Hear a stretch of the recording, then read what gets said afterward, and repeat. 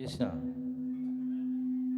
এতিয়া বিচাৰটো আমাক দিলে সেই কৃষ্ণই বিষ্ণু বিষ্ণুৱে নাৰায়ণ আগজনা ঘোষাই আমাক সংশয়তাই দূৰ কৰিলে কিন্তু বৈষ্ণৱ মাৰ্গত ভাৰতবৰ্ষত কিন্তু এতিয়াও একত্ৰীকৰণ হোৱা নাই আমাৰ গুৰুজনে আমাক একত্ৰীকৰণ কৰি দিলে সেই কৃষ্ণই বিষ্ণু এই লাষ্টত কৃষ্ণ একদেৱৰ দুখুৱাহী বুলি ক'লে বিষ্ণু বুলি কৈ দিলে একত্ৰীকৰণ কৰিলে আৰু নাৰায়ণ ভাৰতবৰ্ষত এতিয়া আমি বহু জেগাত চাইছোঁ তেওঁলোকে নাৰায়ণ হ'ল কৃষ্ণ হ'ল নাৰায়ণৰ পুত্ৰ এনেকৈ দেখাব বিষ্ণু হ'ল আমুকৰ পুত্ৰ এতিয়াও আমাৰ বৈষ্ণৱ মাৰ্গত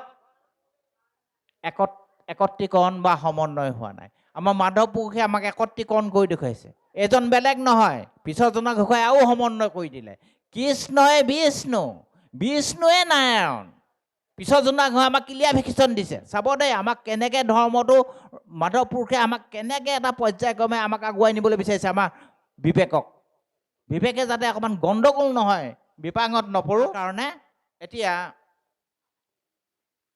এই সমন্বয়টো বৰ ডাঙৰ কথা উপাস্য দেৱতানৰ এই সমন্বয় নোহোৱাটো আমি আমাৰ এডোখৰ জেগাত আমাক নিমন্ত্ৰণ কৰিলে ভাৰতবৰ্ষৰ বিভিন্ন জাতৰ মানুহ আছে মই অসমীয়া মানুহ মোকে মাতি নিলে জন্মাষ্টমী হৈছে জন্মাষ্টমীত তেওঁলোকে কি কৰিছে কৃষ্ণ ফটো এখন এনেকৈ নচুৱাই আছে কথা ওলালে নাৰায়ণৰ পুতেক নহয়নে বাৰু খেলি মেলি আৰু মই দে এইবোৰ কথা আৰু বিতৰ্কলৈ নানিলোঁ কাৰণ মই কি শাস্ত্ৰ তেওঁলোকক উলিয়াম তেওঁ সংশয় দূৰ কৰিবগৈ তেওঁলোকে ঘোষা আৰু কীৰ্তন গীতা নপঢ়ে এনেকৈ সংশয় দূৰ কৰিব হওক আৰু যোৱা আৰু তোমালোকে গৈ থকা এই সমন্বয়টো গণ্ডগোল আছে এতিয়া আমাৰ বৈষ্ণৱ মাৰ্গৰ মাজত আমি শংকৰ মাধৱে পটককৈ দিলে কাৰণে আমি পটককৈ বুজি ল'লোঁ কিন্তু নুবুজাৰ ভাৰতবৰ্ষৰ ভিতৰত এনেকুৱা আছে আমাক এতিয়া মনোভাৱটো গুৰুজন ভগৱন্ত কৃষ্ণনো কেনেকুৱা এইটো কথা আমাক নিবলৈ গৈছিল ভগৱান কৃষ্ণ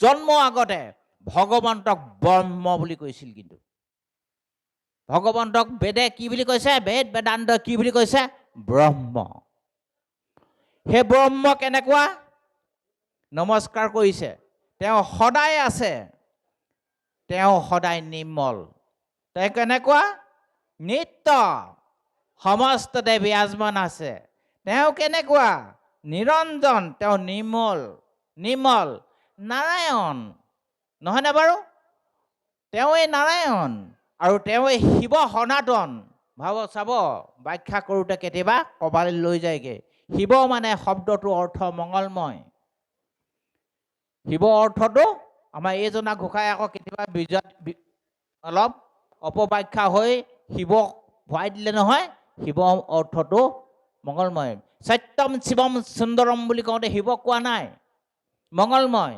সত্যম শিৱম সুন্দৰম বুলি কৈছে সত্যটোৱে সুন্দৰ মংগলময় সত্যম শিৱম সত্যটোৱে মংগলময় সুন্দৰম মংগলময় আৰু সুন্দৰ নহয়নে বাৰু সেইকাৰণে সনাতন সেই ব্ৰহ্ম কতো নাটন নহয় অনাদি অনন্ত নিগুণ গুণ নিয়ন্তা সেইজনেই নিগুণ মানে গুণ নাইকিয়া নহয় গুণৰ তেওঁ নিয়ন্তা তেওঁ তিনি গুণৰ নিয়ন্তা নিগুণ মানে গুণ নাইকিয়া নহয় নিগুণ মানে গুণ আছে আৰু গুণবিলাক তেওঁ নিয়ন্তা সেইজনে কোন পৰম পুৰুষ ভগৱন্ত সেইজন পুৰুষে ভগৱন্ত বেলেগ নহয় ভগৱন্ত মানে কি ভ মানে ভূমি গ মানে গগন আকাশ ৱা মানে বায়ু ৱা মানে বায়ু মানে অগ্নি ৱা মানে অগ্নি নহয়নে বাৰু গ মানে গগন ক'লো ন মানে নি মানে পানী ভগৱান নহয়নে বাৰু ৱা মানে বায়ু মানে মাটি পানী বায়ু আমি ভগৱান শব্দটোৰ অৰ্থটো মাটি পানী বায়ু এই পঞ্চভূত য'ত আছে তাতে তেওঁ বিৰাজমান আছে ভগৱান নহয়নে বাৰু নাহি পূৰ্বাবৰ আদি অন্ত তাক এই আমি ক্ষুদ্ৰ মগজে আমি পাৰাপাৰ নাপাওঁ নাহি পূৰ্বাবৰ আগতে যে তেওঁ আছিল এতিয়া যে আছে ভৱিষ্যতে যে তেওঁ এইখিনি আমি ক্ষুদ্ৰ মগজে আমি ঢুকি নাপাওঁ যেনেকৈ সাগৰৰ পাৰত এটি পৰুৱাই যদি থিয় হৈ ইপাৰলৈ কিমান দূৰ যদি জুখিবলৈ কয়, সি যেনেকৈ জুখিব পৰা ব্যৱস্থাটো নাই, আমাৰ ক্ষুদ্ৰ বিবেকে তেওঁ সেই অনন্ত কোটি ব্ৰহ্মাণ্ড গৰাকীজনক আমি জুখিব পৰা ব্যৱস্থাটো নাই। আৰু তুমিহে চৈতন্য সমস্ত ভৱভাগৱন্তা, সমস্তখন জড় তেওঁৱে চৈতন্য, তেওঁ ভৱভাৱন্তা, তেওঁৱে ভৱভাৱন্তা, ভাৱন্তা তেওঁৱে আচলজন। সেই ভূপেন হাজৰিকা ক'ব নিচিনা, ৰাইজ আমি ভাৱৰীয়া আৰু নাটঘৰখনত আমি নাট কৰি আছোঁ। দ্য ৱৰ্ল্ড এজন ডাঙৰ বক্তাই কৈছিল, ডাঙৰ এজন মনীষীয়ে কৈছিল, কি বুলি কৈছিলে? ৱৰ্ল্ড ইজ ষ্টেজ, পৃথিৱীখন এটা stage, human life is drama, মানুহৰ জীৱনটো একোটা এটা ড্ৰামা, মেন ইজ এক্টৰ, মানুহখিনি হৈছে এক্টৰ, গড ইজ ডাইৰেক্টৰ, ভগৱান হৈছে ডাইৰেক্টৰ। কথাটো বুজিব পৰা গৈছেনে? ভৱভাৱন্তা, ভৱভাৱন্তা তেওঁ, এই ভাওখন তেওঁৱে কৰি আছে সমস্ত, আমি কৰা নাই নহয়। অৰ্জুনৰ যুদ্ধখন আগতে হৈ আছে বুলি কৈছে, যুদ্ধখন আগতে তেওঁ চলাই ল'লে, কৰি ল'লে, পিছৰখিনি এনেই বেশিষ্ট এটা দেখুৱাই দিছে। এইটোৱে হৈছে ভৱভাৱন্তা। আৰু সেইজনৰ আমি কি হ'ব? তেওঁ নাটন নাই, অনন্ত কোটি অনাদি আদি নাই। তেওঁ অৰ্জুনক কৈছে, হে অৰ্জুন, অৰ্জুন, অনন্ত গোটেই ব্ৰহ্মাণ্ডখন, গ্ৰহ নক্ষত্ৰ সূৰ্য শশী সমস্ততে মোৰ গাতেই বিৰাজমান হৈ আছে। আৰু সেইকাৰণে গীতাত তেওঁ কৈছে, কি বুলি কৈছে? যে সূত্ৰত মণিকা যেন গাণ্ঠিয়া আছয়, সূতাত যেনেকে মণিবিলাক গাঁঠি থোৱা আছে, সূত্ৰত মণিক যেন গাণ্ঠিয়া আছয়, ময়ো সেইমতে আছোঁ নয়, ময়ো সংসাৰখনত এনেকেই আছোঁ। কেনেকে? আমি আই এগৰাকীয়ে মণি এডাল পিন্ধিছে, মণিখিনি দেখিছোঁ, কিন্তু মণিটোৱে লগ লাগি আছে জানো? নাই।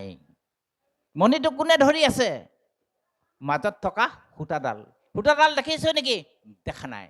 সেইজনে ধেৰ পৰং বুলি কৈছে, সেইজনে পৰমাৰ্থ শুভ নাশকৰং, এইজনেই বস্তুটো। বুজিব পৰা গৈছেনে? এতিয়া এইটো বিশ্বখন এতিয়া তেওঁ বিশ্বৰূপত, সেইকাৰণে অৰ্জুনক সেই বিশ্বৰূপত দেখুৱাই দিছে। এইখন ভাওখন মইহে কৰি আছোঁ। সেইকাৰণে আমাক ধৰ্মটো ধৰিবলৈ হ'লে ভগৱন্তৰ এনেকৈ নিগুণ নিৰাকাৰ ব্ৰহ্মটো উপলব্ধি কৰিবলৈ কৈছে। উপলব্ধি নকৰিলে আমি ধৰ্ম পদক্ষেপ আগবঢ়াব নোৱাৰিম। 1 নম্বৰ এক ঈশ্বৰবাদ, ভগৱান কৃষ্ণ, বিষ্ণু আৰু নাৰায়ণ এক সমন্বয় স্থাপন। 2 নম্বৰ কথা হৈছে সেইজন কেনেকুৱা? আমাৰ ক্ষুদ্ৰ মগজৰ পৰা, ক্ষুদ্ৰ এই পৰিসীমাটোৰ পৰা, নাটটোৰ পৰা বিশাল সাগৰলৈ আমাক মনটো দাঙি নিছে। এই অনন্ত অনাদি অনন্ত বুলি কওঁতে আমি এই পৃথিৱীখনত থকা নাই, আমি বহুত আঁতৰলৈ গৈছোঁ, বহুতলৈ আমাক লৈ গৈছে। অনাদি অনন্ত আমি ভাবি নোৱা জেগালৈকে আমাৰ মনটো লৈ গৈছে। আমাৰ ক্ষুদ্ৰমান মনটোক এই ঘোষা জনাই আমাক প্ৰথমতে ধৰ্ম কৰিবলৈ হ'লে বহল এখন ভাৱধাৰালৈ আমাক প্ৰথম এই ঘোষা জনাই আমাক লৈ গৈছে। কথাখিনি প্ৰথম কওঁতে এক ঈশ্বৰবাদৰ ধাৰণাটোক আমাক খাটাং আনিবৰ কাৰণে ঘোষাকেইজন মানে কৰিছে। ক'বলগীয়া বহুতখিনি আছে, আমি সিমান বহলকৈ আৰু নকওঁ বুলি ভাবিছোঁ। কৃষ্ণ আমি পাঠকী প্ৰভুজনাক সেৱাভাগ জনাব বিচাৰিছোঁ। কৃষ্ণ, আমি মানে বিষয় প্ৰশ্নটো প্ৰাসংগিক হয় নহয় নাজানিছোঁ, কিন্তু বিষয় এটা ওলাইছিলে যে শিৱ সনাতন শব্দ এটা ওলাইছিলে, আপুনি ব্যাখ্যাও কৰিছিলে। এতিয়া আমি হৈছোঁ গাঁৱলীয়া মানুহ, কৃষ্ণ, আমি হৈছোঁ গাঁৱলীয়া মানুহ। আমাৰ সমাজত এনেকুৱা কিছুমান হৈ আছে, এই শিৱ মহেশ্বৰ এনেকুৱা শব্দবিলাকে অকণমান কেতিয়াবা আমাক মানে আমনি কৰে। প্ৰায়সকলে আমি ভাবি থাকোঁ যে শিৱ সমস্তজনকে প্ৰভু ভগৱন্তকে শিৱ বুলি কৈ থাকে। আপুনি চুই গৈছে কাৰণে বিষয়টো কৈ গৈছোঁ, অকণমান এই সম্পৰ্কত চুই দিব। এতিয়া শিৱ সনাতন বুলি ক'লে, আমাৰ শিৱ বুলি ক'লে এটা বেলেগ লাইন এটা আমাৰ গাঁৱলীয়া সমাজত প্ৰায় চলে, দেখা যায়। হয়নে নহয় বাৰু? এইটো আমাৰ মাজত চলি আছে, এইটো কোনো বেয়া পাব নালাগে। এতিয়া আমাৰ শব্দবোৰ চাব, এই ঘোষা 3জনমানৰ পিছত আকৌ ওলাবগৈ, যোগেশ্বৰ বুলি ওলাব। যোগেশ্বৰ, শিৱক যোগীশ্বৰ বুলি কয় আৰু ভগৱন্তক যোগেশ্বৰ বুলি কয়। শব্দবোৰ অকণ ভালকৈ নাচালে অলপ গণ্ডগোল হ'ব। তেওঁক যোগীশ্বৰ বুলি কয়, এওঁক যোগেশ্বৰ বুলি কয়। এই পিছত আছে যোগেশ্বৰ, নহয়নে বাৰু? এই লাইনটো গোটেইখিনি শব্দ ভগৱন্তকে কৈছে ভগৱন্তৰ পিছতহে শিৱৰ শব্দটো পিছতহে ওলাইছে ভগৱন্তৰ যেতিয়া দেৱতাসকলে পূজা কৰিছিলে দেৱতাসকলৰ দৃষ্টিত 108টা গুণ পাইছিলে 108টা গুণ পাইছিলে এই আমাৰ 108 পাইছে নহয় এনেই লিখিছে নি এইটো এনেই লিখা নাই বুজিছেনে 108টা গুণ দেৱতাসকলে পাইছিলে এই দেৱতাসকলে পাওঁতে এতিয়া আমাৰ ৰাজীৱ গগৈ বাবজনে প্ৰশ্ন কৰিলে আৰু গুচি গ'লগৈ নহয়নে বাৰু গুচি গ'লগৈ কিন্তু পাইছিলে 108টা ভিতৰত শিৱ নামটো আছে কৃষ্ণ